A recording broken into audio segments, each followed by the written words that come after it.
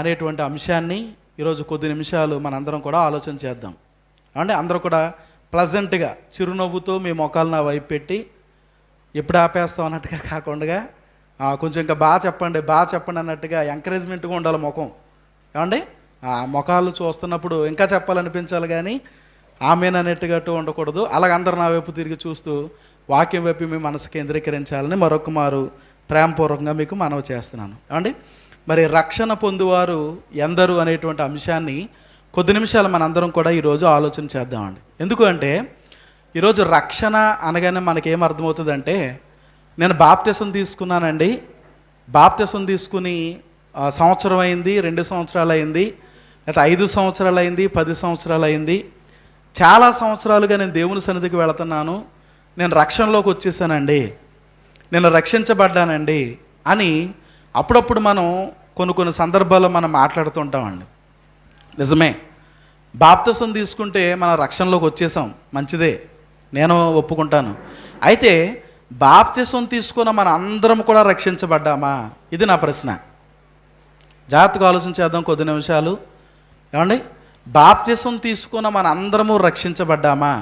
లేదా సంఘములోకి వచ్చి కూర్చున్న మన అందరము రక్షించబడ్డామా? ఈరోజు కొద్ది నిమిషాలు మన అందరం కూడా ఆలోచన చేద్దామండి. ఎందుకు అంటే దుష్టుడు ఈరోజు వాడి పని ఏంటంటే, అందరూ నా వైపు చూస్తున్నారా? కొంతమంది చూడలేదు. కాబట్టి దుష్టుడు పని ఏంటంటే చిన్నపిల్లల దగ్గర నుంచి పెద్దవారి వరకు వాక్యం అర్థం కాకుండా చేయటమే వాడి యొక్క పని. వాక్యం అర్థమైతే మనం ఎక్కడ దేవుని కొరకు బ్రతికేస్తామో అని చెప్పి ఆ అర్థం అవ్వవలసిన వాక్యాన్ని అర్థం కాకుండా చేసి, ఏమంటే ఏ పాయింట్ పట్టుకుంటే మనం మారిపోతామో ఆ పాయింట్ దగ్గర మనం వినకుండా చేస్తుంటాడు. అలాగే ఈరోజు ప్రపంచ క్రైస్తవం అంతా కూడా ఏ విషయాలను గట్టిగా పట్టుకోవాలో ఆ విషయాలను పట్టుకోనివ్వకుండా చేస్తున్నాడు. ఏమంటే మామూలు సందర్భాలను మాత్రం వేలాడేలా చేస్తున్నాడు. అందువల్ల ఈరోజు మన క్రైస్తవ ప్రపంచం అంతా ఎలా తయారైందంటే ఎక్కువ శాతం నామకార్థ భక్తిలోనే మరి వెళ్ళిపోవడానికి అందరూ కూడా ఇష్టపడుతున్నారు తప్ప, ఇగో దేవుని కొరకు నేను నిలబడాలి, దేవుని కొరకు ఇదిగో నేను నమ్మకంగా ఉండాలి, ఇదిగో దేవుని కొరకే నేను బ్రతకాలన్న ఆలోచన ఈరోజు చాలామందిలో లేకుండా ఉండటం అనేది సర్వసాధారణంగా మనకు కనిపిస్తున్నటువంటి విషయం. అందుకే ఈరోజు మనం జాగ్రత్తగా ఆలోచన చేద్దాం. అసలు రక్షణ పొందువారు ఎందరు?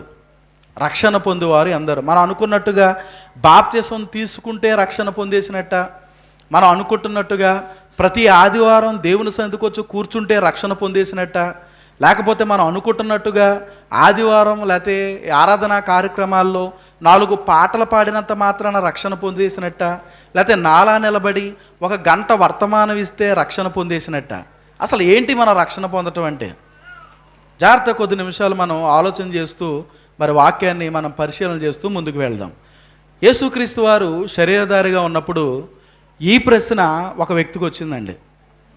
అవును, యేసుక్రీస్తు వారు శరీరధారిగా ఉన్నారు, దేవుడు అనేటువంటి ఆయన దైవత్వాన్ని పక్కన పెట్టి మరి దీనుడుగా మరి లోకానికి రావటం, వచ్చినటువంటి ఆయన 30 సంవత్సరాలు తల్లిదండ్రుల అడుగుజాడల్లో నడుచుకుంటూ తరువాత ఆయన బాప్తిసం తీసుకుని రక్షణ సువార్తను ప్రకటిస్తూ ఆయన మరి ఆ గ్రామాల్లోనూ పట్టణాల్లోనూ సువార్తను విరివిగా ప్రకటిస్తూ వెళుతున్నటువంటి ఆ సమయంలో ఆ సువార్తను వింటున్నటువంటి ఒక వ్యక్తికి ఒక ప్రశ్న వచ్చిందండి. ఆ ప్రశ్నే ఈరోజు మనందరం కూడా ఆలోచన చేద్దాం. లోకాసు వార్త 13వ అధ్యాయము, అందరూ కూడా పరిశుద్ధ గ్రంథాన్ని తెరచి లోకా గారు రాసిన సువార్త 13వ అధ్యాయము 23వ వచనం నుంచి మనం చదువుకుందామండి. ఒకరు చదవండి. ఒకడు, ప్రభువా రక్షణ పొందువారు కొద్దిమందేనా అని ఆయనను అడుగగా. ఏమండి ఇక్కడ 22వ వచనంలో కూడా మనం చూడగలిగినప్పుడు ఆయన యెరూషలేమునకు ప్రయాణమైపోవచ్చు బోధించుచు పట్టణములలోను గ్రామములలోను సంచారము చేయుచుండెను. అంటే యేసుక్రీస్తు వారి పనేంటి? ఏమంటే ఉదయం లేచిన దగ్గర నుంచి ఆయన గ్రామాల్లో పట్టణాల్లో సంచారం చేస్తూ ప్రయాణం చేస్తూ వాక్యాన్ని ప్రకటిస్తూ అనేక మందికి పరలోక రాజ్యం గురించిన మర్మాలు తెలియచేస్తూ ఆ రోజుల్లో ఆయన చాలా బిజీగా ఉండేవారండి, బిజీగా గడుపుతుండేవారు.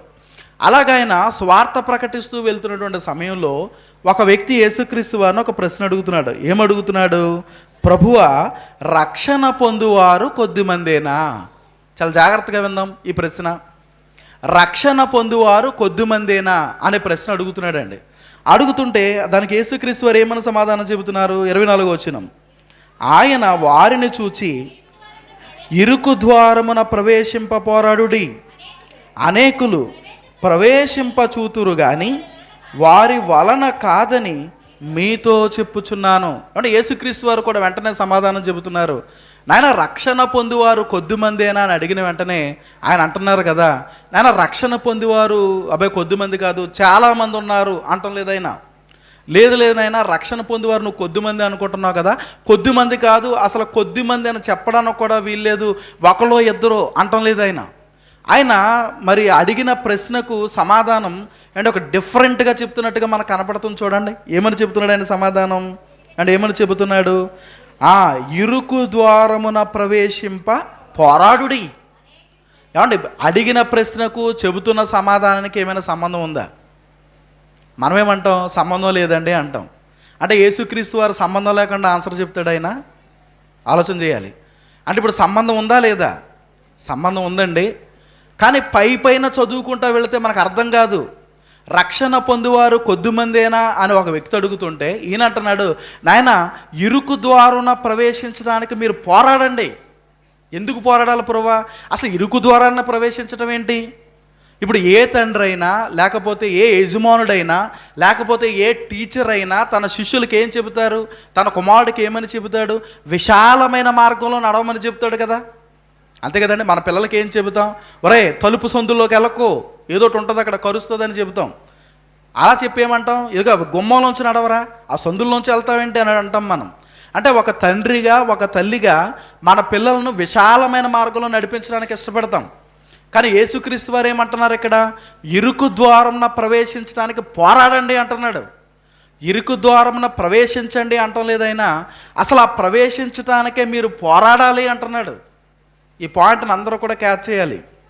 నాయన, రక్షణ పొందువారు కొద్దిమందేనా అనే ప్రశ్నకు సమాధానంగా యేసుక్రీస్తు వారు ఏమని చెబుతున్నారంటే, రక్షణ పొందువారు మాట పక్కన పెట్టండి, ఇరుకు ద్వారంన ప్రవేశించడానికి పోరాడండి అంటున్నాడు.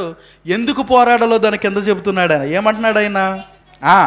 ఎందుకు మీరు పోరాటం చేయాలి అంటే, అనేకులు ఆ ఇరుకు ద్వారంలో ప్రవేశించటానికి చూస్తారు కానీ అది వారి వల్ల కాదని నేను మీతో చెప్తున్నాను అంటున్నాడండి. ఈ విషయాన్ని ఈరోజు అందరము కూడా మనసు పెట్టి కొద్ది నిమిషాలు ఇక్కడ ఆలోచన చేయాలి. అనేకులు అనుకుంటారట, ఇదిగో మేము కూడా ఇరుకు ద్వారంలో ప్రవేశిస్తాం, మేము ప్రవేశించగలం, ఆల్రెడీ మేము ప్రవేశించేసాం.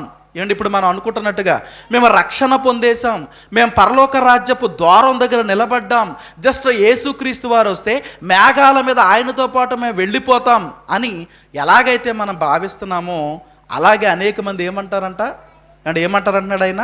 అనేకులు మేము వెళ్ళిపోతాం అనుకుంటారు, అనేకులు మేము దగ్గరే ఉన్నామనుకుంటారు, అనేకులు ఆ ఇరుకు ద్వారంలో ప్రవేశించామనుకుంటారు, కానీ అది వారి వల్ల కాదు అంటున్నాడండి. కాదు అంటున్నాడు. అంటే ఇంతకీ అసలు ఇరుకు ద్వారం అంటే ఏంటి? అంటే అసలు రక్షణ పొందటానికి ఇరుకు ద్వారానికి సంబంధం ఏంటి? చాలా జాగ్రత్తగా మనం ఆలోచన చేయాలి ఈరోజు. రక్షణ పొందువారు కొద్దిమంది అని అనే ప్రశ్నకు యేసుక్రీస్తు వారు ఇస్తున్నటువంటి దీర్ఘమైన సమాధానాన్ని మనం చూడగలిగితే, ఏమంటే ఇరుకు ద్వారమున ప్రవేశించడానికి పోరాటం చేయమంటున్నాడు ఆయన. అంటే రక్షణకు ఇరుకు ద్వారానికి ఏదో సంబంధం ఉంది. రక్షణ అనేది ఒక ఇరుకు ద్వారంతో పోలుస్తున్నాడు ప్రభువు. అంటే ఇరుకు ద్వారం అనగానే మనకు అర్థం కావాలి, ఆ ఇరుకులో ఎన్నో శ్రమలు ఉంటాయి, ఆ ఇరుకులో ఎన్నో ఇబ్బందులు ఉంటాయి, ఆ ఇరుకులో ఎన్నో కష్టాలు ఉంటాయి, ఆ ఇరుకులో ఎన్నో మనకు తెలుసుకోవలసినటువంటి పాఠాలు ఉంటాయి. ఏమంటే వాటన్నిటినీ కూడా మనం జయించుకుంటూ అందులో ప్రవేశించడానికి ఒక పోరాటమే చేయాలంటున్నాడు ప్రభువు. ఆ పోరాటం ఏంటో, ఆ రక్షణ యొక్క గొప్పతనం ఏంటో ఈరోజు ఇక్కడ కూర్చున్న మనం అందరం కూడా తెలుసుకోవడానికి ఈరోజు మనం ప్రయత్నం చేయాలి. ఎందుకు మరి ఈ విషయాన్ని మీకు జ్ఞాపకం చేయడానికి నేను ఇష్టపడుతున్నానంటే, ఈరోజు కూడా ఒక క్రైస్తవ సమాజంగా, ఒక సంఘముగా మనం అందరం కూడా ఏర్పాటు చేయబడ్డాం. అండ్ అన్నయ్య గారి ద్వారా అంటే మనందరం కూడా ఒక్కొక్క సంవత్సరము ఒక్కొక్కరుగా ఈరోజు సంఘంలో సభ్యులుగా మనం అందరం ఇక్కడ చేర్చబడినప్పుడు అప్పుడప్పుడు మనకు కూడా ఏమనిపిస్తూ ఉంటుంది అంటే వాక్యాన్ని బాగా వింటున్నప్పుడు, వాక్యాన్ని బాగా నేర్చుకుంటున్నప్పుడు, ఏమంటే పాటలు బాగా పాడుతున్నప్పుడు, ఏమంటే కార్యక్రమాలు బాగా నడిపిస్తున్నప్పుడు, నిలబడి 4 మాటలు మనం చెబుతున్నప్పుడు మనకు తెలియకుండానే ఒక విధమైన వాక్యానికి వ్యతిరేకమైన భావాలు మనలోకి వచ్చేస్తూ ఉంటాయి. ఏంటా భావాలు? చాలా సందర్భాలు మీకు గుర్తు చేశాను. నాకంటే బాగా పాడగలిగేవారెవరు, నాకంటే బాగా చేయగలిగేవారెవరు, నాకంటే బాగా చెప్పగలిగేవారెవరు, నాకంటే బాగా పరిచర్య చేసేవారెవరు, నేను లేకపోతే నేనే అనేటువంటి భావాలు అప్పుడప్పుడు దుష్టుడు మనలోకి అలా తీసుకొచ్చి అలాగ మైండ్లో పెట్టి వెళ్ళిపోతుంటాడు. ఇది మనం అప్పుడప్పుడు గమనించాలి. కాదు మనం ఏం చేస్తామంటే అది మనకు తెలియదు. మనకు తెలియక మనం ఏమనుకుంటామంటే నిజమే, నాకు వచ్చిన ఆలోచన రైట్, నేను లేకపోతే పాడేవాళ్ళు ఎవరు, నేను లేకపోతే చెప్పేవారెవరు, నేను లేకపోతే చేసేవారెవరు, నేను లేకపోతే నడిపించేవారెవరు అన్నట్టుగా అండ్ ఒక్కొక్కసారి మనల్ని మనం హైక్ చేసుకుంటూ అసలు చేస్తున్నది ఏంటి, జరుగుతున్నది ఏంటి అన్న సంగతులు అప్పుడప్పుడు మనం మర్చిపోతూ ఉంటాం. ఆ సందర్భాల్లో మాటలు వదిలేస్తాం. ఆ సందర్భాల్లో మరి ఆ రకరకాలుగా మన వల్ల ఎదుటి వాళ్ళు ఇబ్బంది పడే విధంగా అనేక సందర్భాల్లో మనం ప్రవర్తిస్తూ ఉంటాం. అంటే ఇదంతా జరగకుండా ఉండాలి అంటే అసలు ఈ రక్షణ కార్యం ఎంత గొప్పదో మనకు అర్థమైతే, ఈ సంఘము ఎంత గొప్పదో మనకు అర్థమైతే, ఈ సంఘంలో దేవుడు మనకు అప్పగించిన బాధ్యతలు అనేవి అవి ఎంత గొప్పవో మనకు అర్థమైతే అంటే నిజంగా అటువంటి భయంకరమైన పరిస్థితి మన జీవితంలోకి రాదు అని చెప్పి దేవాతి దేవుడు ఈ ఉదయకాల సమయంలో మనకు తెలియజేస్తున్నాడండి. ఇప్పుడు ఆలోచన చేద్దాం. అంటే రక్షణ పొందువారు కొద్దిమందేనా అనే ప్రశ్నకు యేసుక్రీస్తు వారు ఏమని చెబుతున్నాడు? ఆయన సమాధానం, ఇరుకు ద్వారమున ప్రవేశింప పోరాడుడి. ఆ ద్వారంలో ప్రవేశించడానికే మీరు పోరాడాలి. పోరాడిన తర్వాత, ద్వారంలో ప్రవేశించిన తర్వాత అప్పుడు చూద్దాం రక్షణ గురించి అన్నట్టుగా యేసుక్రీస్తు వారు ఇక్కడ ఈ మాటను చెప్పడం అనేది జరుగుతుంది. అంటే ఇంతకీ ఈ రక్షణ అనేది ఎంత గొప్పది ఒకసారి మనం ఆలోచన చేయగలిగితే, అంటే హెబ్రీయులకు రాసిన పత్రికలో భక్తుడు మాట్లాడుతూ ఒక చక్కని మాట ఆయన మాట్లాడుతున్నాడు. చూద్దాం ఒకసారి. హెబ్రీయులకు రాసిన పత్రిక 2వ అధ్యాయము, హెబ్రీయులకు రాసిన పత్రిక 3-4 వచనాలు చదవండి. 3వ వచనం, ఎంత గొప్ప రక్షణను మనము నిర్లక్ష్యము చేసిన ఎడల ఎలాగూ తప్పించుకుందుము. చాలండి. అంటే ఇక్కడ భక్తుడు మాట్లాడుతూ ఆయన మాట్లాడుతున్నటువంటి మాట, ఎంత గొప్ప రక్షణను మనము నిర్లక్ష్యము చేసిన ఎడల ఎలాగూ తప్పించుకుందుము అంటున్నాడు. ఇంతకీ రక్షణ ఎంత గొప్పది? ఇది ప్రశ్న. మరలా అక్కడ మనం లోకాసు వార్తలో చూసినప్పుడు ఆ వ్యక్తి ఏమని అడిగాడు? నాయనా రక్షణ పొందువారు కొద్దిమందేనా, రక్షణ పొందువారు కొద్దిమందేనా అని అడిగాడంటే రక్షణ గొప్పదనా కాదా? గొప్పదని అర్థమవుతుంది. ఏమండి ఇప్పుడు ఇక్కడికి వచ్చేటప్పటికి హెబ్రీ పత్రికలో భక్తుడు ఏమని మాట్లాడుతున్నాడు? ఎంత గొప్ప రక్షణ నిర్లక్ష్యం చేస్తే ఎలాగూ తప్పించుకుంటావు, అసలు తప్పించుకుంటానని ఎలా అనుకుంటున్నావు అంటున్నాడు ఆయన. అంటే ఇప్పుడు ఈ రక్షణ ఎంత గొప్పది, ఈ రక్షణ ఎంత గొప్పది ఇది అర్థం కావాలంటే ఒక చిన్న ఎగ్జాంపుల్ నేను మీకు జ్ఞాపకం చేయడానికి ఇష్టపడుతున్నాను. అంటే నా గురించి చెప్తాను, జాగ్రత్తగా విందాం. మొన్న సభలు నిర్వర్తించినప్పుడు పాంప్లెట్స్ వేసాం. అందరూ చూశారు కదా పాంప్లెట్లు, పోస్టర్లు చూశారు లేదా? అలా చూస్తారండి. పోస్టర్లు చూసారా? పోస్టర్లు చూశారు. పోస్టర్లు చూసినప్పుడు ఎప్పుడు కూడా ఆహ్వానించే వారిలో ఎవరి పేరు కనపడేది మీకు? చెప్పండి. అన్నయ్య గారి పేరు, బాబాయ్ గారి పేరు కనపడేది. ఈ సంవత్సరం ఒక ఆయన కొత్తగా కనపడ్డాడు. ఎవరైనా? నేను కదండి. అంటే నా ఫోటో వేసుకున్నాము, నా పేరు కూడా వేశారు కింద. వేశారు లేదా? వేశారు. అంటే ఇప్పుడు అన్నయ్య గారు బాబాయ్ గారితో ఈక్వల్గా నా ఫోటో పేరు కూడా అక్కడ పెట్టారు. పెట్టినప్పుడు అంటే వాస్తవానికి దాన్ని బట్టి ఏమర్థమవుతుంది మీకు? లేదా నేను అర్థం చేసుకోవాలి? ఒక అవకాశం సేవకులు అంటే వాళ్ళతో నేను ఈక్వల్ కాకపోయినా, పరిచర్యలోనూ అనుభవంలోనూ ఎందులో నేను సరిపోకపోయినా ఒక సేవకుడిగా గుర్తించి నాకు ఒక అవకాశాన్ని ఇచ్చారు లేదా? అంటే అది గొప్ప తక్కువ? నన్ను తక్కువ చేసినట్ట, ఎక్కువ చేసినట్ట? అంటే నా గురించే చెప్తున్నాను, డబ్బా కొట్టుకుంటాడు అనుకోవద్దే పొరపాటున. మిమ్మల్ని ఎవరైనా చెప్తే బాధపడతారని నా గురించి చెప్పుకుంటున్నాను. అంటే నన్ను ఎక్కువ చేసినట్ట, తక్కువ చేసినట్ట? చెప్పండి, ఎవరు ఏమనరు ఇక్కడ. ఎక్కువ చేసినట్టు, అంతే కదా. ఇప్పుడు ఇలా ఇలా పాంప్లెట్లో పేరేంచి అక్కడ వరకు ఒకటే, ఓకే బాగానే ఉంది. ఆ తర్వాత ఒకవేళ ఇలా జరుగుంటే, ఇలా జరగలేదు, ఇలా జరుగుంటే, జరగదు కానీ జరుగుంటే, సభల్లో వంశీ గారి ముందు లేకపోతే రవికుమార్ అన్నయ్య గారి ముందు మాట్లాడే అవకాశం కూడా నాకు ఇచ్చేశారు అనుకోండి. కాసేపు పోస్టర్లో పేరేయించారు, అంతవరకు బాగానే ఉంది. ఆ పేరు కాదని ఇంకా కొంచెం హైక్ చేయాలని చెప్పి సేవకుల ముందు మాట్లాడే ఒక పావు గంట లేకపోతే అరగంట మాట్లాడమని నాకు ఇచ్చారు. లేదు, సేవకులను పక్కన పెట్టి నన్ను మాట్లాడమన్నారు. ఆ రోజు మాట్లాడమన్నప్పుడు నేను మైక్ తీసుకుని నా ఇష్టం వచ్చినట్టుగా మాట్లాడుతున్నాను నిలబడి. పక్కన సేవకులు కూర్చున్నారు, వాళ్ళందరినీ కూడా పక్కన కూర్చోబెట్టి నా ఇష్టం వచ్చినట్లుగా వాక్యం చెప్పకుండా నా డబ్బా నేను కొట్టుకుంటున్నట్టుగా ఇష్టం వచ్చినట్టుగా నేను మాట్లాడుతున్నాను. ఇలా మాట్లాడిన తర్వాత నేను వేదిక దిగిన తర్వాత మీరందరూ ఏమంటారు? నన్ను ఏమంటారు? అప్పుడు మీరే ఉన్నారు, చంటని లేకపోతే గంగరాజ్ అని అంబేద్కర్ అని ఎవరొకరు ఉన్నారు ఎదురుగుండా. వాళ్ళు చూడగానే ఏమంటారు? తమ్ముడు ఏంటి తమ్ముడు అలా చేసావు? అంత గొప్ప అవకాశం నీకు వస్తే, జాగ్రత్తగా ఈ మాట పాయింట్అవుట్ చేయండి, అంత గొప్ప అవకాశం నీకు వస్తే, అంత పెద్ద వేదిక మీద మాట్లాడమని సేవకులు నీకు మైక్ ఇస్తే ఏంటి అలా చేసేవేంటి? నువ్వు మంచిగా మాట్లాడాలి కదా, మంచి సబ్జెక్ట్ మాట్లాడాలి కదా, 4 ఆత్మలు రక్షించబడే విధంగా మాట్లాడాలి కదా, ఎలా మాట్లాడేవేంటి నువ్వు అంటారా? అనరా? అందరికి అర్థమవుతుంది కదా అన్న మాట. తొందరగా వెళ్ళిపోతురు కానీ తొందరగా విడిచిపెడతాను. అర్థం అవ్వాలనే మీకు ఈ విషయాలు గుచ్చి చెప్తాను. జాగ్రత్తగా ఉండే కొద్ది నిమిషాలు. ఏమండి అంటారా? అనరా మాట? ఖచ్చితంగా అంటారు. ఇంత గొప్ప అవకాశం వస్తే ఎందుకు నువ్వు దుర్వినియోగం చేసుకున్నావు? అండ్ ఈరోజు కూడా చాలా కాలం తర్వాత మరి మన చర్చిలో మాట్లాడే అవకాశం వచ్చింది. ఇది గొప్ప అవకాశమా కాదా? మీకు గొప్పది కాదేమో, నాకు చాలా గొప్ప అవకాశం. ఏమండి మా అందరపేటలో చాలా తక్కువ మంది ఉంటారు, 20 మంది 30 మంది గట్టిగా. ఇక్కడికి వచ్చేటప్పటికి అక్కడ చర్చి లేదు, ఇక్కడ పెద్ద చర్చి ఉంది మనకి. ఏమంటే ఇక్కడ నిలబడి, అక్కడ వేదిక లేదు, వేదిక ఉంది మనకి. అండ్ అక్కడ ఇలా రికార్డింగ్ లేదు, ఇక్కడ రికార్డింగ్ ఉంది మనకి. ఇన్ని ఉన్నాయి ఫెసిలిటీస్ అనేటప్పటికి ఇక్కడ గొప్ప అవకాశమా కాదా? ఇది గొప్ప అవకాశం. అంటే ఇలాంటి గొప్ప అవకాశాన్ని సరిగ్గా సద్వినియోగం చేసుకోకపోతే వెంటనే చూస్తున్న మీకు అర్థమైపోతుంది, ఇంత గొప్ప అవకాశాన్ని ఇలా నీరుగారు చేసాడేంటి తమ్ముడు, ఇలా నీరుగారు చేసాడేంటి తమ్ముడు అని అందరూ కూడా మాట్లాడుకుంటారా? మాట్లాడుకుంటారు. ఎందుకు గొప్ప అవకాశం అయింది? అది ఎప్పుడు కూడా ఉండే వేదికే కదా, సభల్లో కూడా ఎప్పుడు ఏర్పాటు చేసే వేదికే కదా. ఎందుకు గొప్ప అవకాశం అయిందంటే మనం వెంటనే చెబుతాం, దాని వెనకాల పడిన కష్టాన్ని గుర్తు చేస్తాం. ఏంటి నువ్వు మాట్లాడుతున్నావు? ఈ వేదిక ఏర్పాటు చేయడానికి సేవకుడు ఒక్కడు మాత్రమే కష్టపడలేదు, సేవకురాలు ఒక్కరు మాత్రమే కష్టపడలేదు. ఇదిగో సంఘం అంతా కష్టపడితే తప్ప ఈ వేదిక తయారవ్వలేదు. సంఘమంతా పనిచేస్తే తప్ప ఈ సభలు ఏర్పాటు చేయలేదు. సంఘమంతా ప్రార్థన చేస్తే తప్ప దేవుడు ఈ కార్యక్రమాన్ని ఈ విధంగా నడిపించలేదు, తెలుసా నీకు అని అప్పుడు ఆ కష్టం గురించి మీరు మాట్లాడరా? అంటే ఇప్పుడు మనకేమర్థమవుతుంది? ఒక విషయాన్ని గొప్పగా మనం చెప్పటం వెనకాల ఆ గొప్ప ఏంటో మనకు అర్థమైతే ఆ విషయం ఎంత గొప్పదో మనకు అర్థమవుతుంది. అర్థమైందా లేదండి? అర్థమైంది. ఇప్పుడు మరలా మీ దగ్గరకు వస్తాను, నా వంతు అయిపోయింది. ఇప్పుడు మీ దగ్గరికి మిమ్మల్ని అందరినీ కూడా పాటలు పాడడానికి అవకాశం ఇచ్చామా లేదా? మరి నా గురించి విన్నారు, మీ గురించి కూడా వినండి 2 నిమిషాలు.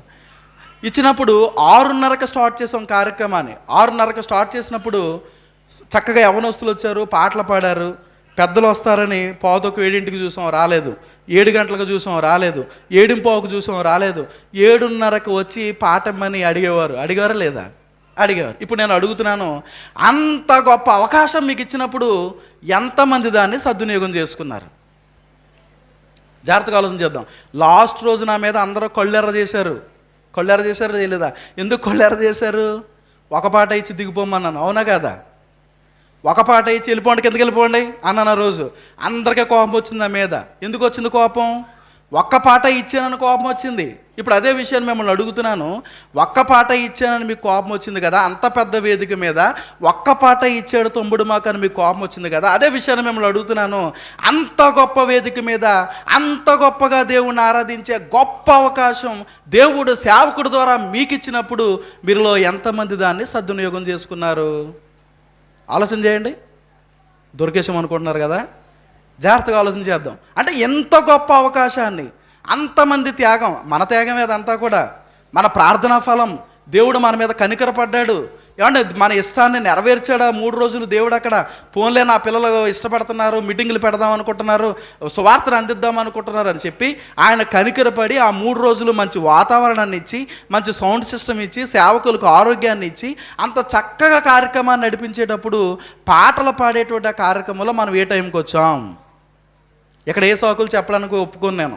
మేము వంటల దగ్గర ఉన్నాం, వంటలు నేను లేకపోతే ఉప్పు సరిగ్గా వేయరు, లేదా పప్పు సరిగ్గా కడగరంటే ఒప్పుకునేది లేదు. అంటే ఇక్కడ ఈ విషయాన్ని మనం ఆలోచన చేసినప్పుడు సేవకుల ద్వారా దేవుడు ఒక మంచి అవకాశాన్ని మనకి ఇచ్చినప్పుడు దాన్ని మనం అందరం ఏం చేసాం? దుర్వినియోగం చేసుకున్నాం.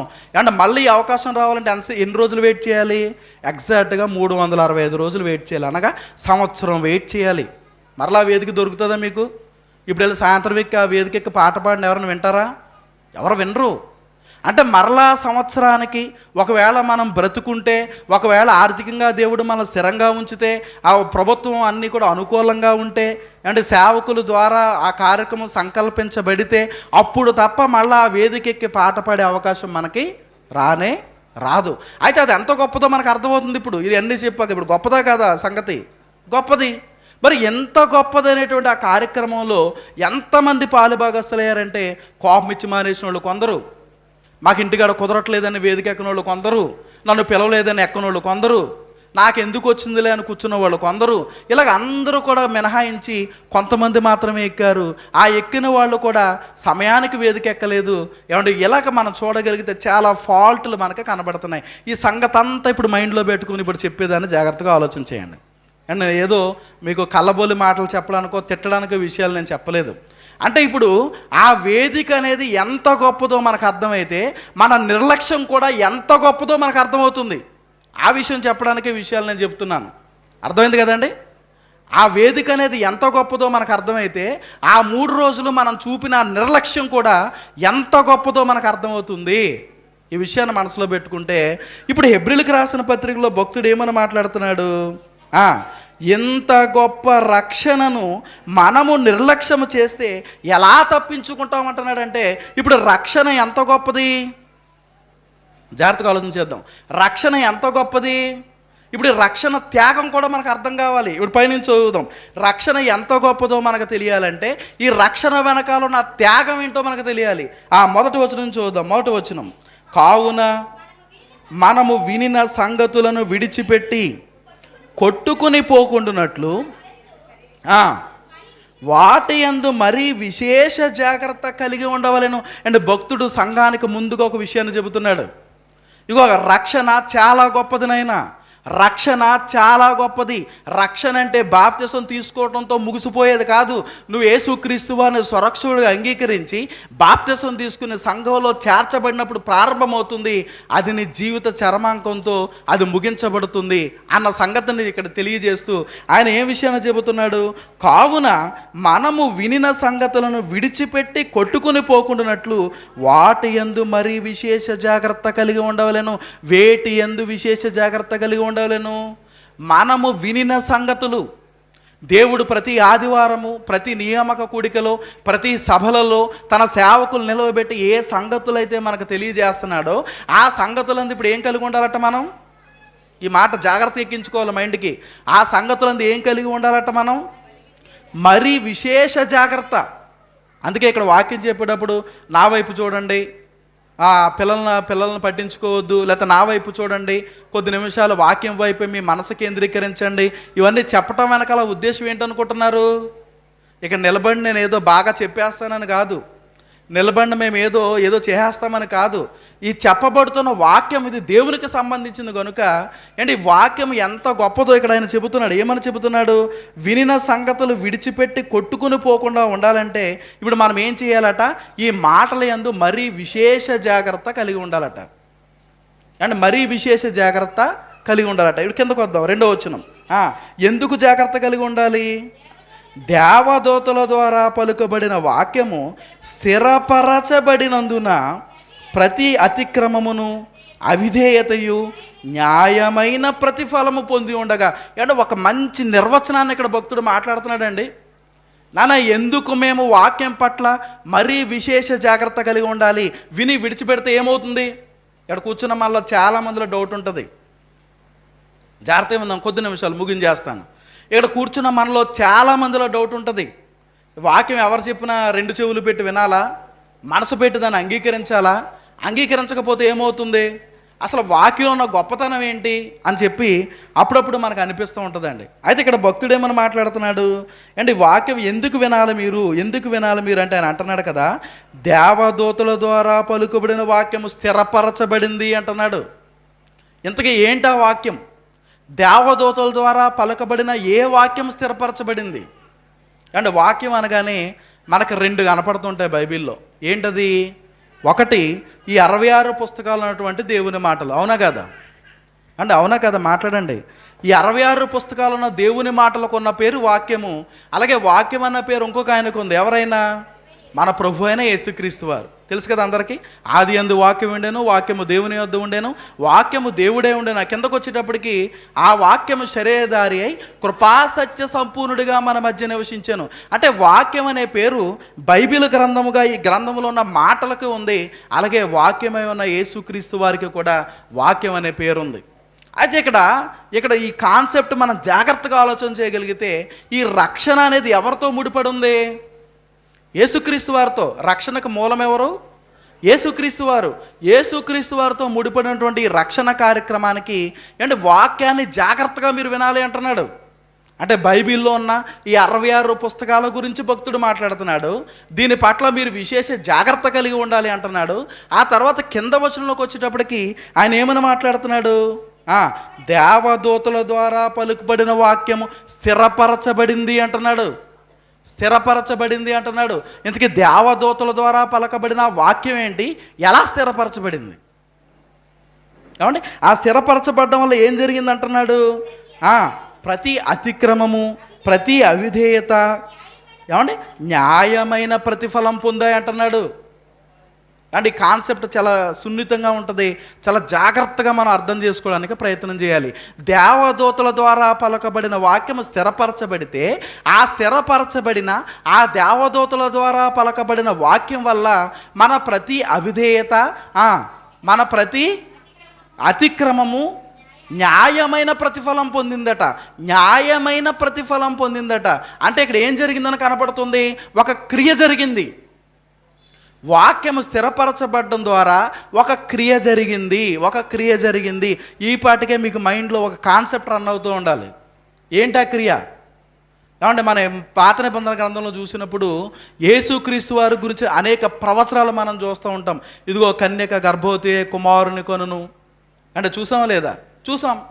ఏమండి అలాగే యెషయా గ్రంథం 53వ అధ్యాయంలో చూసినప్పుడు యేసుక్రీస్తు వారు చేస్తున్న త్యాగం గురించి ఎన్నో ప్రవచనాలు మనం చూస్తూ ఉంటాం.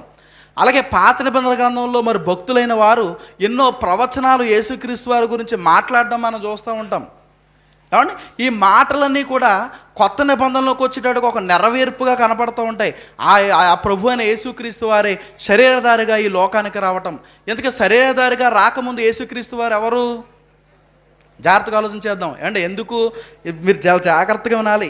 ఎందుకు భక్తుడు ఇంత గొప్ప రక్షణ నిర్లక్ష్యం చేస్తే ఎలాగో తప్పించుకుంటావని సంఘాన్ని సూటుగా అడుగుతున్నాడో మనకు అర్థం కావాలంటే, ఏమంటే ఈ రక్షణ వెనకాల ఉన్న త్యాగం కూడా మనకు అర్థం కావాలి. యేసుక్రీస్తు వారు శరీరధారిగా ఈ లోకానికి రాకపూర్వం ఆయన ఎవరు అంటే మనకు టక్కున చెప్పే సమాధానం ఆయన దేవుడా కదా? ఇంకా డౌట్ ఉంది ఎవరికైనా? లేదు కదండి. ఆయన ఈ శరీరధారిగా ఈ లోకానికి రాకపూర్వం ఆయన దేవుడు. అంటే దేవుని యొక్క తత్వాన్ని మనం ఆలోచన చేయగలిగితే తిమోతి పత్రికలో మనం చదువుకుంటాం కదా, దేవుళ్ళు ఎంతమంది మనకి? దేవుడు ఒక్కడా? దేవుడు ముగ్గురా? దేవుడు ఒక్కడే ఉన్న దేవుడు ఎలాగున్నాడు మనం చూస్తున్నప్పుడు బైబిల్ గ్రంథంలో? ఏమండి తండ్రిగా కనపడుతున్నాడు, కుమారుడుగా కనపడుతున్నాడు, పరిశుద్ధాత్మ దేవుడిగా కనపడుతున్నాడు. జాగ్రత్తగా ఆలోచన చేద్దాం. ఇప్పుడు తండ్రిగా కనపడుతున్న దేవుడు ఉన్నాడు, కుమారుడుగా కనపడుతున్న దేవుడు ఉన్నాడు, పరిశుద్ధాత్మ దేవుడిగా కనపడుతున్న దేవుడు ఉన్నాడు. ఇలా ముగ్గురుగా కనపడుతున్నారు కనుక ముగ్గురు దేవుళ్ళు అనొచ్చా మనం? జాగ్రత్తగా విందాం. ముగ్గురు దేవుళ్ళు అనొచ్చా మనం? అనకూడదు. ఎందుకు అనకూడదు? దేవుడు ఒక్కడే అని ఆయనే చెబుతున్నాడు కనుక.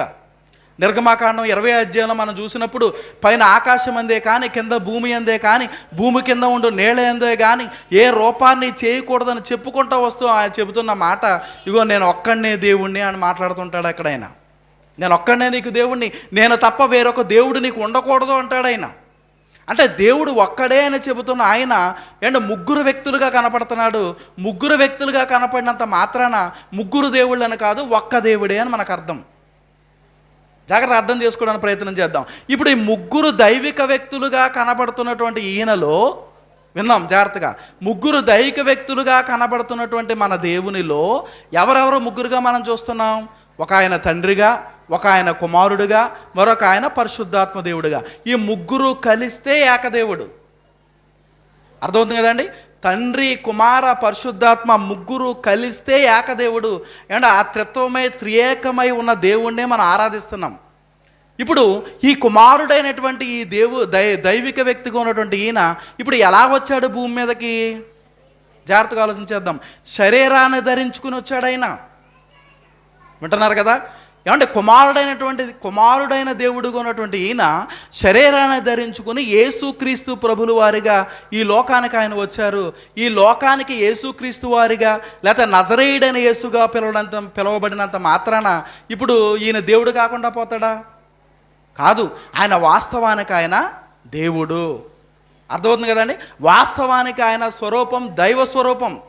పరలోకంలో దేవుడుగా ఉన్నటువంటి ఆయన ఆ దైవత్వాన్ని పక్కన పెట్టి అంటే తండ్రి ఆజ్ఞ మేరకు కుమారుడుగా ఈ లోకానికి వచ్చాడు.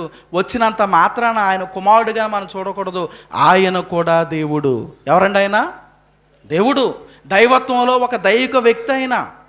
ఇప్పుడు ఇటువంటి దేవుడు ఇప్పుడు ఇక్కడ ఏమని చెబుతున్నాడు భక్తుడు అంటే ఇటువంటి ఆయన ఎలా వచ్చాడు అంటున్నాడు? ఏమండి? దేవదూతల ద్వారా పలుకుబడిన వాక్యము స్థిరపరచబడినందున అంటున్నాడు. అంటే ఎలా స్థిరపరచబడింది? కన్యక గర్భవతి కుమారుని కొనును, ఆయనకి ఇమ్మానుయేలు పేరు పెట్టుదురు అని మనం చదువుకున్నాం కదా. ఇది ఎలాగ నెరవేర్చబడింది? ఆ యేసుక్రీస్తు వారు, ఆ కుమారుడైనటువంటి దేవుడు ఆయన దైవత్వాన్ని పక్కన పెట్టి యేసుక్రీస్తు వారిగా ఈ లోకానికి రావటం ద్వారా ఆ వాక్యము స్థిరపరచబడింది, ఆ వాక్యము నెరవేర్చబడింది. ఏమండి? ఇలా కుమారుడైన యేసుక్రీస్తు వారిగా ఈ లోకానికి వచ్చినటువంటి ఆయన ఎలా బ్రతికాడో మనందరికీ బాగా తెలుసు. ఆ చరిత్ర అంతా మనకి బాగా తెలుసు అండి. మరి 33.5 సంవత్సరాల జీవిత కాలంలో తనకంటూ ఏమీ లేకుండగా, నాకు ఒక సుఖం కావాలి, లేకపోతే ఒక ఇల్లు కావాలి, లేకపోతే నాకు ఒక ప్రాపర్టీ కావాలి, అంటే నాకు అది కావాలి ఇది కావాలని చెప్పి మరి ఏది ఆశించకుండగా ఏమండి మరి ఆయన ఎంత గొప్పగా ఈ లోకంలో బ్రతికాడో, ఏమంటే ఎంత మరి పరిశుద్ధుడుగా ఆయన ఈ లోకంలో బ్రతికాడో, ఎంత పవిత్రుడుగా ఆయన ఈ లోకంలో బ్రతికాడో మనం అందరం కూడా ఎరిగిన వారమే లేఖనాల ద్వారా. అంటే ఇప్పుడు అలా బ్రతికినటువంటి ఆయన మన కోసం ఏం చేశాడు? ఆయన మన కోసం ఏం చేశాడండి? సిలువను ధరించాడండి ఆయన. ఏమంటే సిలువను ధరించాడు. యెరూషలేము వీధుల్లో మన కొరకు కొరడాలతో కొట్టబడ్డాడు ఆయన.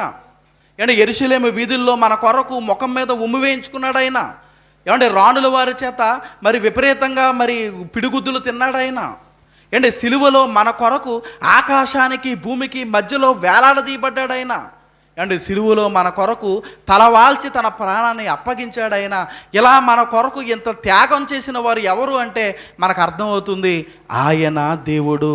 ఎవరండి ఆయన? దేవుడు. యేసుక్రీస్తు ప్రభు అనేటువంటి ఆయన మన దేవుడు. దేవుడు అనేటువంటి ఆయన మన కొరకు తగ్గించుకుని ఈ లోకానికి రావటమే కాదు, మన కొరకు తన ప్రాణాన్ని సైతం ఆ సిలువలో బలి చేశాడన్న సంగతి మనందరికీ అర్థమవుతుంది. ఆయన సిలువలో తన ప్రాణాన్ని పెట్టడం ద్వారా ఇప్పుడు మనకేం జరిగింది అంటే ఇప్పుడు కాన్సెప్ట్లోకి వచ్చేసాం. ఇప్పుడు మనకేం జరిగింది? ఏమంటే ఆయన సిలువలో మన కొరకు ప్రాణం పెట్టడం ద్వారా ఏమంటే మన పాపాలన్నిటికీ ప్రాయశ్చిత్తం జరిగిందండి. మనం చేసిన అపరాధాలన్నిటికీ ప్రాయశ్చిత్తం జరిగిందండి. యేసుక్రీస్తు వారు శరీరధారిగా రాకముందు జీవించిన వారికి, యేసుక్రీస్తు వారు శరీరధారిగా వచ్చిన తర్వాత ఈ లోకంలో ప్రవేశించిన మన అందరికీ, మన తర్వాత రాబోయే తరతరాలుగా రాబోయే వారందరికీ కూడా ఏమంటే ఆయన చేసిన బలియాగం ద్వారా మనందరికీ పాపక్షమాపణ దొరికిందండి. ప్రతి అతిక్రమం తుడిచివేయబడింది, ప్రతి అవిధేయత తుడిచివేయబడింది, ప్రతి పాపము అంటే ఇక్కడే మనం చదువుకుంటాం కదండి, అంటే ప్రతి పాపము కూడా ఏమంటే ఆయన సిలువలో ఆయన భుజం మీద మోసి మనందరికీ కూడా పాప క్షమాపణ ఆయన కలుగు చేయటం జరిగింది. అదే విషయాన్ని భక్తుడు ఇక్కడ సంఘానికి జ్ఞాపకం చేస్తున్నాడు. ఏమని జ్ఞాపకం చేస్తాడు? మరలా చదువు 2వ వచనం. దేవదూతల ద్వారా పలుకుబడిన వాక్యము స్థిరపరచబడినందున ప్రతి అతిక్రమమును అవిధేయతయు న్యాయమైన ప్రతిఫలము పొంది ఉండగా. ఇదిగో ఆ యేసుక్రీస్తు వారని ఆయన గురించి ఒకప్పుడు ప్రవచించారు నాయన. ఇదిగో దేవదూతల ద్వారా ప్రవచించారు, మరి ఆ ధర్మశాస్త్రం అటువంటి ప్రవక్తల ద్వారా దేవుడు ప్రవచింపజేశాడు. ఇంకా అనేక మంది యేసుక్రీస్తు వారి రాకడ గురించి మాట్లాడారు నాయన. అదిగో ఆ తర్వాత అది నెరవేర్చబడింది. ఆ యేసుక్రీస్తు వారి లోకానికి వచ్చారు, నీ కొరకు సిలువనెక్కారు. ఇగో నువ్వు చేసిన ప్రతి అతిక్రమం కొరకు, నువ్వు చేసిన ప్రతి పాపం కొరకు ఆయన సిలువలో నీ కొరకు బలైపోయాడు నాయన. ఆ బలవటం ద్వారా ఏం జరిగిందో తెలుసా? నువ్వు చేసిన ప్రతి అతిక్రమం, నువ్వు చేసిన ప్రతి అవిధేయతకు ఏం జరిగింది? న్యాయమైన ప్రతిఫలం జరిగింది. న్యాయమైన ప్రతిఫలం జరిగింది. ఇది మర్చిపోతే ఎలా నువ్వు అంటున్నాడు భక్తుడు. ఈరోజు దేవుడు కూడా మనల్ని అడుగుతున్నాడు. ఇక్కడ కూర్చున్న మన అందరం కూడా బాప్తిసం తీసుకుని దేవుని సంఘంలో చేర్చబడ్డామని అనుకుంటున్నాం కదా. ఈ బాప్తిసం తీసుకుని దేవుని సంఘంలో చేర్చబడ్డం వెనకాల ఏం జరిగిందో ఒకసారి మన అందరం గుర్తు తెచ్చుకోమంటున్నాడు దేవుడు. ఇగో నీ కొరకు, కేవలం నీ కొరకు, కేవలం నా కొరకు దేవుడు అనేటువంటి ఆయన దైవత్వాన్ని విడిచిపెట్టాడు. ఈ సంగతిని ఎవ్వరూ మర్చిపోకూడదు. ఆయన దైవత్వాన్ని విడిచిపెట్టాడు. ఆయన శరీరిగా ఈ లోకానికి వచ్చాడు. ఆయన మరి అందరిలో కూడా తక్కువ వాడిగా చేయబడ్డాడు. ఆ సిలువను ఎత్తుకున్నాడు. తన చేత సృష్టించబడిన మనుషుల చేతే పిడిగుద్దులు తిన్నాడు. తన చేత సృజించబడిన మనుషుల చేతే ముళ్ళ కిరీటం పెట్టించుకున్నాడు. తన చేత సృజించబడిన మనుషుల చేతే కొరడా దెబ్బలు తిన్నాడు. అండ్ బళ్ళెప్పు పోటు కూడా ఆయన పొడిపించుకున్నాడండి. అంటే ఎంతగా తగ్గించుకున్నాడో ఈ సందర్భాన్ని చూస్తున్నప్పుడు మనం అర్థం చేసుకోవడానికి ప్రయత్నం చేయాలి. ఎందుకు ఆయన అంత త్యాగం చేయాల్సి వచ్చింది? ఎందుకు ఇంత త్యాగం చేయాల్సి వచ్చిందంటే కేవలము నా కొరకు, నీ కొరకు ఆయన ఇంత త్యాగం చేశాడు. ఆయన త్యాగం చేయకపోతే ఏం జరుగుతుంది? ఇగో ఆయన త్యాగం చేయకపోతే గనక, ఆయన దైవత్వాన్ని విడిచిపెట్టి రాకపోతే గనక మనకి దేవునికి మధ్య మనం చేసిన అపరాధాలు, మనం చేసిన పాపాలు అడ్డుగోడగా నిలబడిపోయాయి. ఆయన దగ్గరకు మనం వెళ్ళనివ్వటం లేదు, ఆయనను మన దగ్గరకు రానివ్వటం లేదు. ఇంతగా మనం చేసిన అపరాధాలు అడ్డుగోడగా నిలబడిపోయినప్పుడు మన ప్రభు అయిన యేసుక్రీస్తు వారు ఆ పాపం అనే అడ్డుగోడను చెరపడానికి ఆయన ఈ లోకానికి వచ్చాడన్న సంగతిని ఇక్కడ కూర్చున్న మనం ఎవ్వరం కూడా మర్చిపోవడానికి వీల్లేదు. ఎవరో మర్చిపోకూడదండి.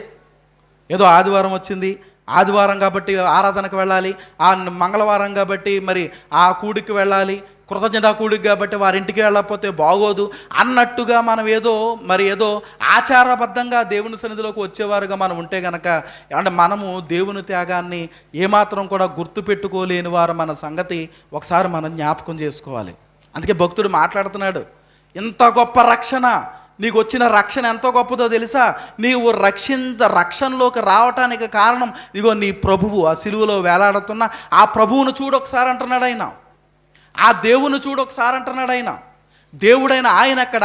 మనిషివైన నువ్వెక్కడ? ఏమండి, మరి సృష్టికి వెలుపల ఉన్నటువంటి ఆయన ఎక్కడ? సృష్టిలో ధూళికణంగా ఉన్న నువ్వెక్కడ?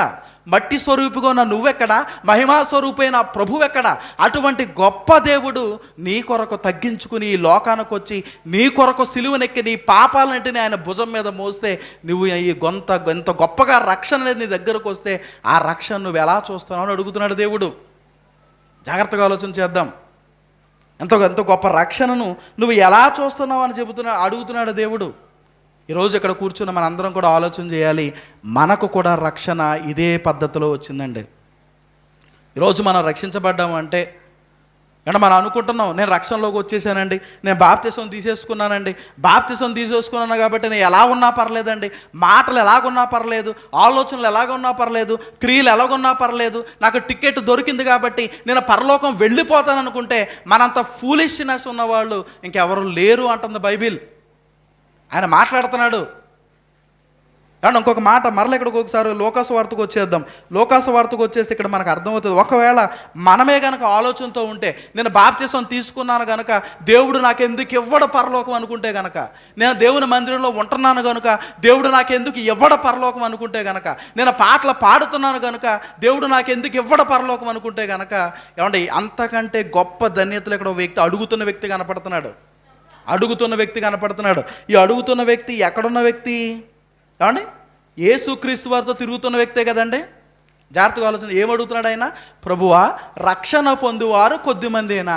రక్షణ పొందువారు కొద్దిమందేనా అనే ప్రశ్న ఎవరిని అడుగుతున్నాడు ఆ వ్యక్తి? జాగ్రత్తగా ఆలోచన చేయండి. ఎవరిని అడుగుతున్నాడు? నాలాంటి ఏదో ఒక గాస్పెల్ స్పీకర్గా ఉన్న వ్యక్తిని ఎవరిని అడగట్లే. ఒక సంఘానికి అధ్యక్షుడిగా ఉన్న వ్యక్తిని అడగట్లే, ఒక సంఘ పెద్దని అడగట్లే, రక్షణకు ఆధారమైన దేవుణ్ణి అడుగుతున్నాడు ఆయన. జాగ్రత్తగా విందాం, ముగించేస్తున్నాను. రక్షణకు ఆధారమైన దేవుణ్ణి అడుగుతున్నాడు ఆయన. ఆయన చుట్టూ తిరుగుతూ, ఆయన చుట్టూ పరిచర్యలో ఉంటూ, ఆయనతో సహవాసం చేస్తున్నటువంటి ఆయన చెప్పిన మాటలన్నీ కూడా మనసులో ఎక్కించుకున్నటువంటి ఆ వ్యక్తి, ఆయనకు వచ్చింది ఒక డౌట్. అసలు అది యేసుక్రీస్తు వారు పరలోకం గురించి ఇంతలా చెబుతున్నాడు కదా, ఇగో పులిసిన పిండి అంటున్నాడు, వర్తకం అంటున్నాడు, వ్యాపారం అంటున్నాడు, వజ్రంతో పోలుస్తున్నాడు, అసలు పరలోకం వెళ్తూ ఎంత కష్టమైతే అసలు రక్షణ పొందేవారు ఎంతమంది అన్న డౌట్ వచ్చింది ఆయనకి. వెంటనే అడుగుతున్నాడు, నాయన రక్షణ పొందేవారు కొద్దిమందేనా అని. ఇప్పుడు నేను అడుగుతున్నాను, రక్షణనిచ్చే యేసుక్రీస్తు వారితో తిరిగే వ్యక్తికి రక్షణ మీద అంత డౌట్ ఉంటే, జాగ్రత్తగా ఆలోచించేయండి, రక్షణనిచ్చే యేసుక్రీస్తు వారి చుట్టూ తిరుగుతున్న వ్యక్తికే అసలు నేను రక్షించబడతానా లేదా, మేము ఇంతమంది వేల మంది లక్షల మంది ఈయన కూడా తిరుగుతున్నాం కదా, ఇందులో ఎంతమంది మేము ఇగో పరలోకానికి వెళ్తాం లేకపోతే మేము రక్షణలోకి వెళ్తాం అనే డౌట్ ఆ వ్యక్తికే అక్కడ వస్తే, ఈరోజు మరి ఇప్పుడు ఆయన మన మధ్య శరీరిగా ఉన్నాడా? లేడు. యేసుక్రీస్తు వారు శరీరిగా మన మధ్యలో ఆయన లేరు. ఏమంటే ఆయన ప్రజెన్స్ మాత్రమే మన మధ్యలో ఉంటుంది. అంటే ఆయన మందిరంలో మనందరం కూడుకుంటున్నాం. ఈ మందిరంలో అంటే దేవుని యొక్క మరి ఆ ప్రజెన్స్ అనేది ఉంటుందన్న ఆలోచనతో మనం అందరం కూడా ఇక్కడ కూడుకుంటున్నాం. అయితే ఇప్పుడు మనకున్న కాన్ఫిడెన్స్ ఏంటి? జాగ్రత్తగా ఆలోచన చేద్దాం. మనం గొప్పవాళ్ళమా, ఆ రోజుల్లో ఆయన చుట్టూ తిరిగిన వాళ్ళు గొప్పవాళ్ళ? ఏమంటే అసలు రక్షణ ఇచ్చిన ఆయనే కూడా తిరుగుతూ ఉన్నప్పుడు వాళ్ళకి ఎంత కాన్ఫిడెన్స్ ఉండాలి? యేసుప్రభువే మా దగ్గర ఉన్నాడండి, యేసుక్రీస్తు వారే మా దగ్గర ఉన్నారు, ఆయనతో పాటు నేను రొట్టెలు పంచుతున్నానని ఒక ఆయన, ఆయన వచ్చేటప్పటికి పాటలు పాడుతున్నాను ఒక ఆమె, ఆయన వచ్చేటప్పటికి ముందు నిలబడి తొలి మెసేజ్ ఇస్తున్నాను ఒక ఆయన వచ్చేటప్పటికి అందరినీ సక్రమంగా పరిచర్య చేస్తున్నాను ఒక ఆమె. ఇలాగ అక్కడ ఉన్న వాళ్ళందరూ అనుకుంటే కనుక ఇప్పుడు రక్షణ పొందటం వాళ్ళకి ఈజీయా మనకి ఈజీయా? జాగ్రత్తగా ఆలోచన చేద్దాం. వాళ్ళకి చాలా ఈజీ కదండి మనం అనుకుంటే చాలా ఈజీయా కదా? నా మాటలు అర్థమవుతున్నాయి మీకు? రక్షణ ఇచ్చే ఆయన దగ్గరున్న వాళ్ళకి రక్షణ పొందుకునే అవకాశం అనేది చాలా ఎక్కువగా ఉంటుంది. మన భాషలో మనం మాట్లాడుకుంటే, మన ఆలోచన విధానంలో మనం మాట్లాడుకుంటే. కానీ అక్కడ ఉన్న ఆయన ఏమంటున్నాడు? ఆయన రక్షణ పొందేవారు కొద్దిమందేనా అంటే అర్థం ఏంటి? నేను రక్షించబడతానా లేదా? అవునంటారా కాదంటారా? అవును, ఆయనకే డౌట్ వచ్చింది.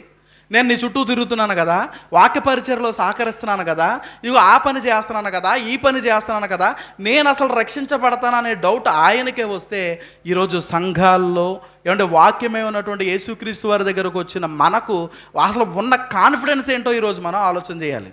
ఈరోజు మనమేమనుకుంటున్నాం? 4 పాటలు పాడి నాంత గొప్పోళ్ళు లేరు, 4 మాటలు మాట్లాడి నాంత గొప్పోళ్ళు లేరు, కొంత పరిచర్య చేసి నాంత గొప్పోళ్ళు లేరు. ఏమంటే ఇటువంటి విధానాలు మన మధ్యలో ఉంటే ఇప్పుడు దేవుడు మాట్లాడుతున్నాడు కదా, అసలు నువ్వు రక్షణలోకి వస్తావా అని అడుగుతున్నాడు ఆయన. అసలు నువ్వు రక్షణ ద్వారం దగ్గర నిలబడ్డావా అని అడుగుతున్నాడు ఆయన.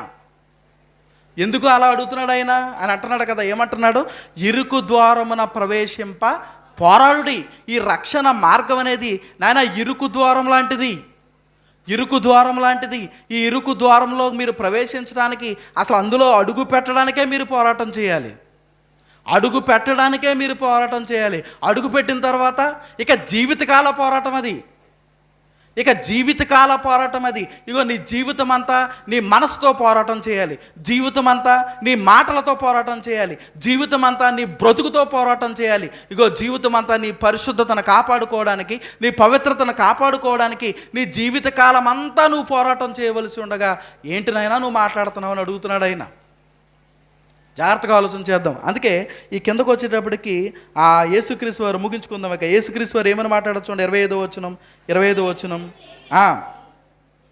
అండ్ మన భవిష్యత్తు చెబుతున్నాడు. ఇప్పుడు ఎంతగా చెప్పారు కదా, మీకు బేస్ ఏంటి అని మీరు అడిగితే కనుక నన్ను ఏమంటే ఎంతగా రక్షణ పొందటం అనేది ఎంత గొప్ప సంగతి, లేకపోతే రక్షణ పొందటం అనేది భయంకరమైన విషయం మీరు అంటున్నారు కదా, మీకు బేస్ ఏంటి అంటే యేసుక్రీస్తు వారే చెబుతున్నారు. చూడండి 25వ వచనం, ఇంటి యజమానుడు లేచి తలుపు వేసిన తరువాత మీరు వెలుపల నిలిచి తలుపు తట్టి మాకు తలుపు తీయమని చెప్పనారంభించినప్పుడు, అంటే మన భవిష్యత్తు ఒకటి జరుగుతుంది. ఇక్కడ మన భవిష్యత్తు ఒకటి జరుగుతుంది. ఎవరైనా చూడండి, మన సామెత మన అందరికీ బాగా తెలుసు, చీకట్లో పాలు తాగే పిల్లి ఏమనుకుంటుందంట? నన్ను ఎవరో చూస్తా లేదు అనుకుంటుందా? అనుకోదా? సేమ్ టు సేమ్ ఈరోజు మన క్రైస్తవుల పరిస్థితి అలాగే ఉందండి. ఎవరు అపార్థం చేసుకోవద్దు, నన్ను తిట్టుకోవద్దు దయచేసి. చీకట్లో పాలు తాగే పిల్లి ఎలాగైతే నన్ను ఎవరో చూస్తలేదు అనుకుంటున్నారో, ఈరోజు నా జీవితం, మీ జీవితం, మన అందరి జీవితాలు అలాగే ఉంటున్నాయి. నేను ఆడే అబద్ధం ఎవరికి తెలియదు అనుకుంటున్నాను. నేను చేసే మోసం ఎవరు ఎరగరు అనుకుంటున్నాను. నేను చేసే క్రియలు ఎవరో చూడరు అనుకుంటున్నాను. అయితే మన భవిష్యత్తు ఒకటి ఉంది. ఆ భవిష్యత్తుని ప్రభులు వారు ఇక్కడ చెబుతున్నాడు. ఏం చెబుతున్నాడు ఆయన? ఇంటి యజమానుడు లేచి, ఇంటి యజమానుడు ఏం చేస్తాడట? తలుపు వేస్తాడంట ఒకరోజు. ఆ తలుపు వేసినప్పుడు ఆ వెలుపల నిలిచి తలుపు తట్టి, ఒకవేళ మనం తలుపు బయట ఉండిపోతే కనుక మన భవిష్యత్తు చెబుతున్నాడు ఆయన. నేను ఒక రోజు వస్తాను, ఆ రోజు వచ్చినప్పుడు నేను తలుపు వేస్తాను నీ ముఖం మీద. తలుపు వేసేసినప్పుడు నువ్వు పొరపాటున బయట ఉంటే కనుక, నువ్వు పొరపాటున బయట ఉండి తలుపు తట్టి, అయ్యా మాకు తలుపు తీయమని చెప్పనారంభించినప్పుడు, అయ్యా తలుపు తీయ్యా, నేను వచ్చాను, అయ్యా నీ కోసం నేను పాటలు పాడానయ్యా, అయ్యా నీ కోసం నేను వాక్యం చెప్పానయ్యా, అయ్యా నీ కోసం నేను కానుకలు ఇచ్చాను, అయ్యా నీ కోసం నేను పరిచర్య చేశాను, తలుపు తీయ్యా అంటే అప్పుడు యేసుక్రీస్తు వారి సమాధానం ఏముంటుందండి అక్కడ? మీరు ఎక్కడి వారో మిమ్మల్ని ఎరుగునని ఉత్తరము మీతో చెప్పుదును. చూడండి ఎంత భయంకరమైన పరిస్థితి మన భవిష్యత్తులో మనకి ఎదురు కాబోతుందో. ఈ విషయాన్ని ఇప్పుడు మనందరం ఆలోచన చేయాలి.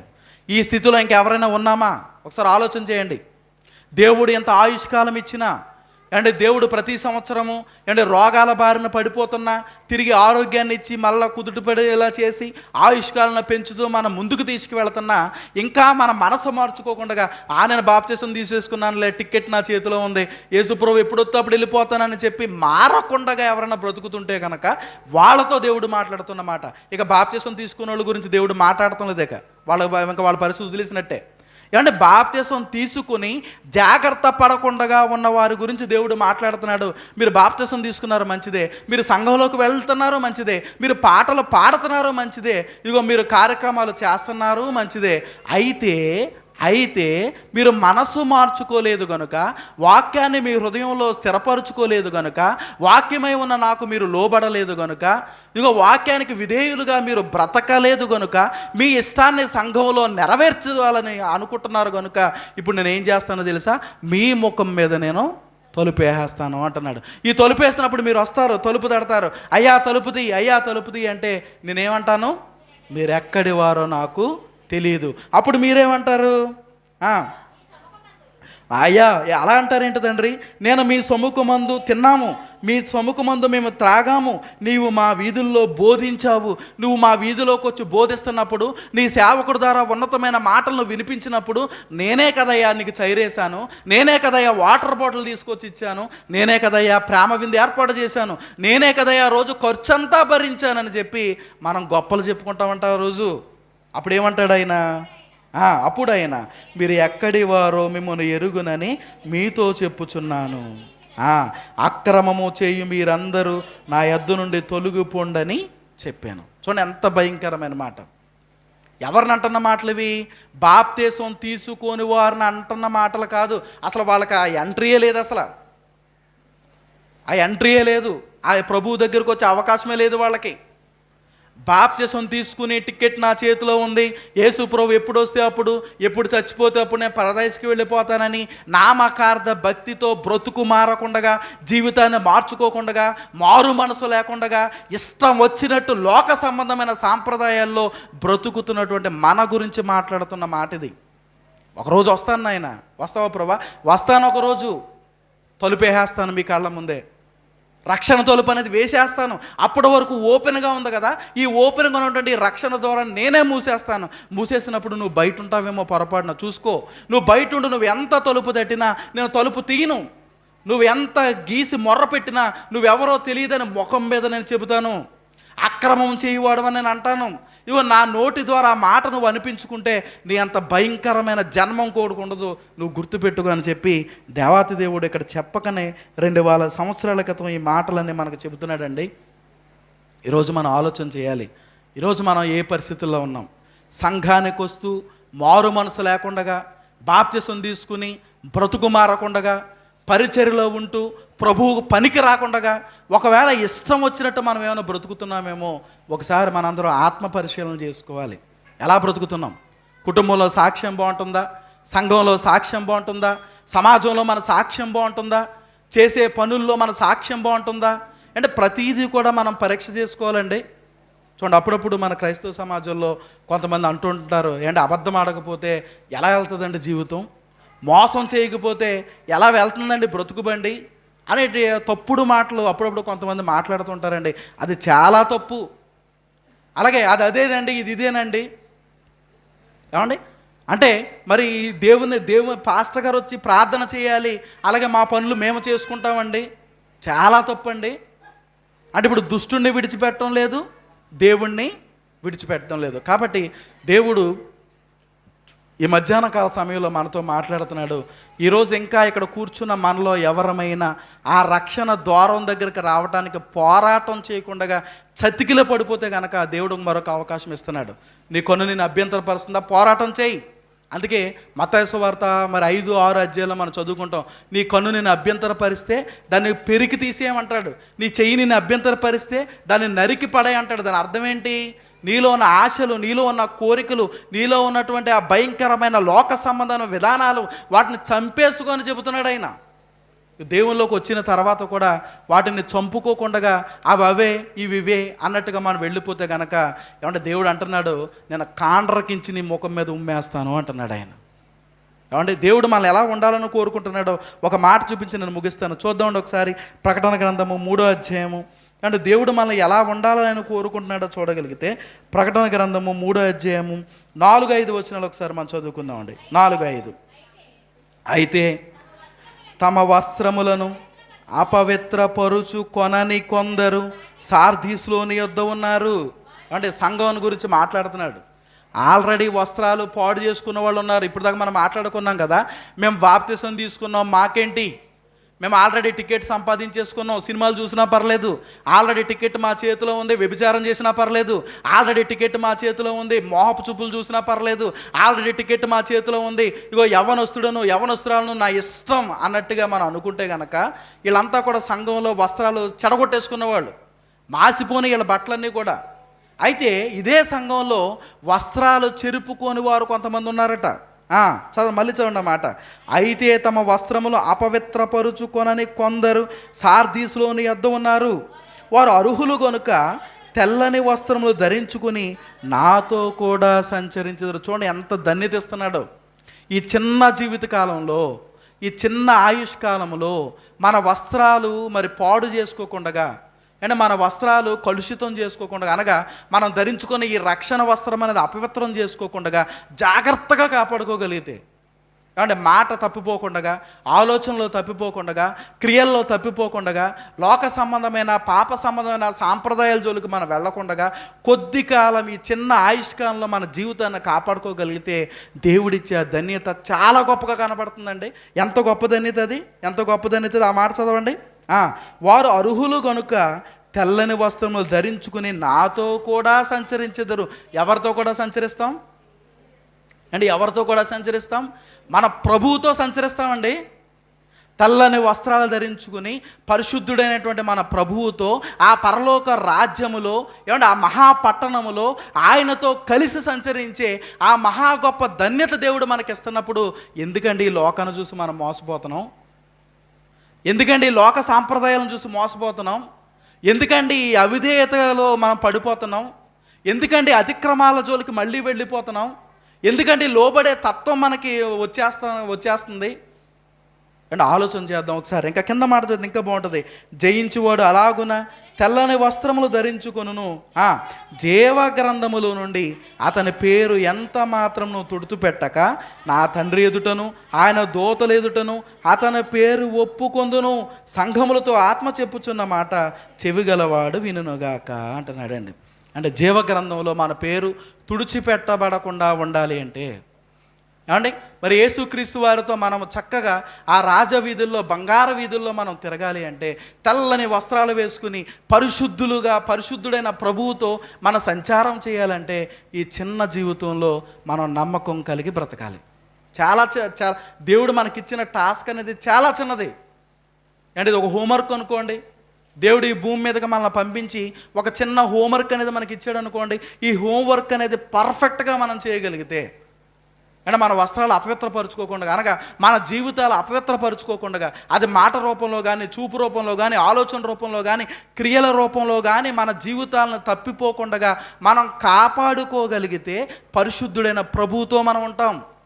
ఒకవేళ అలా కాపాడుకోకుండా ఏదో విషయంలో తప్పిపోయి చీకట్లో ఉన్న పిల్లి ఎలాగైతే నన్ను చూడదు అనుకుంటుందో అలాగ మనల్ని మనం మోసం చేసుకుని బ్రతికేసి నామకార్థ క్రైస్తవులుగా బ్రతికితే నేను దేవుడు అంటున్నాడు, నీ కళ్ళు ఎదుటే, నీ ముఖం ఎదుటే వేసేస్తాను తలుపు అంటున్నాడు ఆయన. తలుపేసేస్తాను నేను, నువ్వు కొడతావు. ఇదిగో నేను చాలా పరిచయం చేశాను ప్రభా, చేస్తే ఏంటి? నేను చాలా పాటలు పాడాను ప్రభా, పాడితే ఏంటి? నీకోసం ఎన్నో మెసేజ్లు చెప్పాను ప్రభా, చెబితే ఏంటి? అసలు నువ్వెవడవయ్యా, నువ్వెవడవు అంటున్నాడు ఆయన. నువ్వెవరితో నువ్వెవడో నువ్వు నా దగ్గరకు వచ్చి నన్ను పిలుస్తావేంటి? అసలు నీకు నాకు సంబంధం ఏంటి?